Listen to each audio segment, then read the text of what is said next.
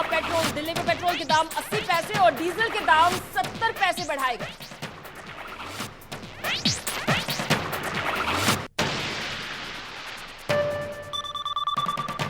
UP में योगी आदित्यनाथ ने बांटे मंत्री पद। गृह समेत 34 विभाग अपने पास रखे, एकमात्र मुस्लिम चेहरे को दी ये जिम्मेदारी।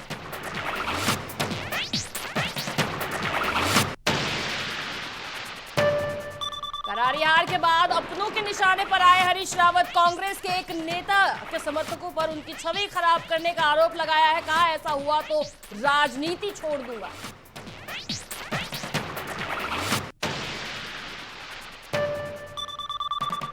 पाकिस्तान में सियासी संकट। मरियम नवाज ने पीएम इमरान खान की उड़ाई खिल्ली। बंदरिया से की तुलना।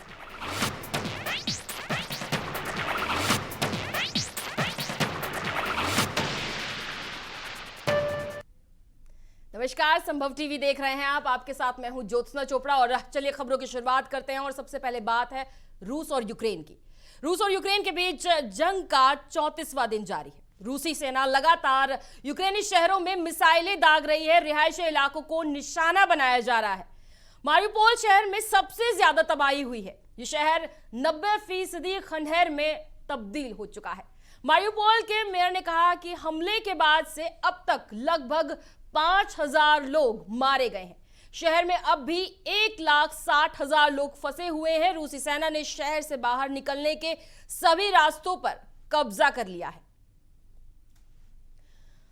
तो यूक्रेन पर अब जो हमला हो रहा है उसे 34 दिन हो चुके हैं। हालांकि हाइपरसोनिक मिसाइल से भी हमलों की बात देखी जा चुकी है रूस की तरफ से, और लगातार पूरी तरह से यूक्रेन को निस्तनाबूद करने के लिए रूस की तरफ से तमाम कवायदें की जा रही हैं। और इसके बावजूद जहां अगर हम अंतर्राष्ट्रीय राजनीति में देखें तो किसी तरह की ऐसी सुगबुगाहट देखने को नहीं मिल रही जिससे ये कहा जा सके कि आखिरकार रूस को नियंत्रण में लाने की कोशिश की जा रही है। नाटो राष्ट्रों की अगर बात की जाए तो उनकी तरफ से भी कुछ इस तरह के सख्त कदम अभी तक नहीं उठाए गए जिसकी वजह से रूस को नियंत्रित किया जा सका हो, क्योंकि अगर आर्थिक स्थिति के अनुसार भी प्रतिबंध लगाए गए हैं तो भी रूस की तरफ से कोई एक ऐसा नियंत्रण होती हुई चीज नहीं नजर आई जिससे यूक्रेन को किसी तरह की शांति मिली हो। और हालांकि शांति की वार्ता की बात की जा चुकी है जेलेंस्की की तरफ से, बावजूद इसके कोई भी शांति की स्थिति अभी तक बनती हुई नजर नहीं आ रही। और ये कहा जा रहा है कि अगर ये युद्ध लंबा खिंचता है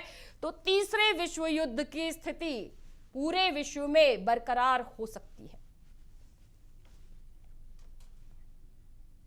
चलिए अगली खबर की बात करते हैं। बात है योगी की। उत्तर प्रदेश में योगी आदित्यनाथ सरकार की कैबिनेट 2.0 बनकर तैयार है। प्रदेश के नाराज ब्राह्मण वर्ग को साधने के लिए पूर्वांचल के दिग्गज ब्राह्मण नेता ब्रजेश पाठक को डिप्टी सीएम का पद दिया गया है। उनके अलावा 7 और ब्राह्मण नेता कैबिनेट में शामिल किए गए हैं। लेकिन हैरान करने वाली बात यह है कि इन 8 में से 3 नेता मूल रूप से बीजेपी के ना होकर बीएसपी से और एक कांग्रेस से इंपोर्ट किया गया है। केवल 4 नेता ही मूल रूप से बीजेपी के हैं। ब्रजेश पाठक भले ही अब बीजेपी का चेहरा हो, लेकिन एक दशक से भी ज्यादा वक्त तक उन्होंने बीएसपी के लिए राजनीति की है। कैबिनेट में 2 और जिन चेहरों की ब्राह्मणों के प्रतिनिधित्व करने की बात कही जा रही है वे भी कम से कम 1 दशक की राजनीति बीएसपी में करने के बाद बीजेपी में शामिल हुए हैं। कुछ दिग्गज ब्राह्मण नेता भले ही कैबिनेट में जगह ना पा सके हों, लेकिन वे भी बीएसपी की पैदाइश है और अब बीजेपी का बड़ा चेहरा बन चुके हैं। तो फिलहाल जातिगत राजनीति भी देखने को मिल रही है यहाँ बीजेपी के अंतर्गत, और जहाँ मंत्रिमंडल का निर्माण किया जा रहा है योगी आदित्यनाथ के जरिए, और जो बड़े बड़े महकमे हैं वो अपने पास रखे गए हैं योगी आदित्यनाथ की तरफ से। लेकिन सबसे बड़ी बात यह है कि ब्राह्मणों को साधने के लिए अब ब्राह्मणों के चेहरे ही आगे रखे जा रहे हैं। 7 ब्राह्मण यहाँ मंत्री पद हासिल कर चुके हैं योगी आदित्यनाथ की कैबिनेट में। और सबसे बड़ी बात यह है कि ब्रजेश पाठक जो कि बीएसपी से सीधे बीजेपी में आए हैं, उससे ये कहा जा सकता है कि कहीं ना कहीं जो अंदर खाने राजनीति तय की जा रही है, जो आने वाला वक्त तय किया जा रहा है कि आखिरकार आने वाले समय में किस तरह की सियासी राजनीतिक नियम बनाए जाएंगे बीजेपी की तरफ से, तो उन्हें किस तरह काबू किया जाएगा? क्या कुछ रहेगा? उत्तर प्रदेश को जाति धर्म के आधार पर बांटने की बात की जाएगी या फिर उन्हें एक साथ लेकर चलने की बात कही जाएगी? क्योंकि फिलहाल चेहरे बड़े बड़े सामने रखे जा रहे हैं तमाम वर्गों और जातियों को साधने के लिए।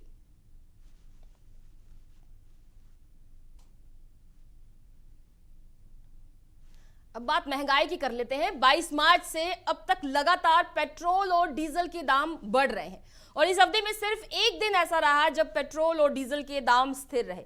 मंगलवार यानी आज 29 मार्च को दिल्ली में पेट्रोल के दाम 80 पैसे बढ़ाए गए, जबकि डीजल के दाम 70 पैसे बढ़ाए गए और इसके साथ ही राष्ट्रीय राजधानी में एक बार फिर से पेट्रोल 100 रुपए प्रति लीटर के पार पहुंच गया है। दिल्ली में पेट्रोल 100 रुपए 21 पैसे प्रति लीटर हो गया है, वहीं डीजल 91 रुपए 47 पैसे प्रति लीटर पहुंच गया है।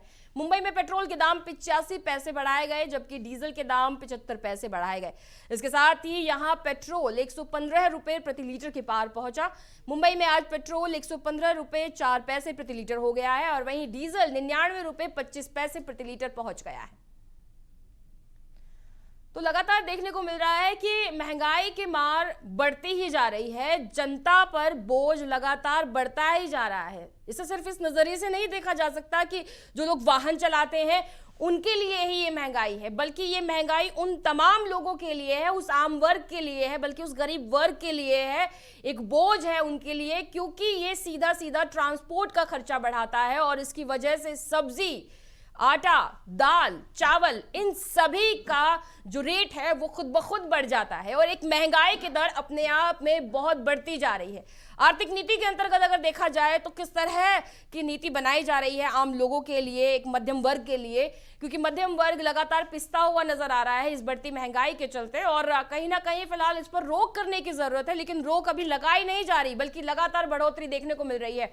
और जिस तरह ये देखा जा सकता है कि कहीं ना कहीं इस तमाम चीजों को रोक कर रखा गया था क्योंकि चुनाव होने वाले थे और चुनाव के एकदम से बाद इतने बड़े निर्णय लिए गए हैं और 80 पैसे करके लगातार दिन ब दिन बढ़ोतरी देखने को मिल रही है। पेट्रोल डीजल के दाम बढ़ाए जा रहे हैं, सिलेंडर के दाम बढ़ाए जा रहे हैं। आखिरकार जो घर का चूल्हा है वो महंगाई की आग में तब्दील हो चुका है और अब घर में चूल्हा जलने की बजाय लोगों के पेट की आग को शांत कर पाना मुश्किल होगा।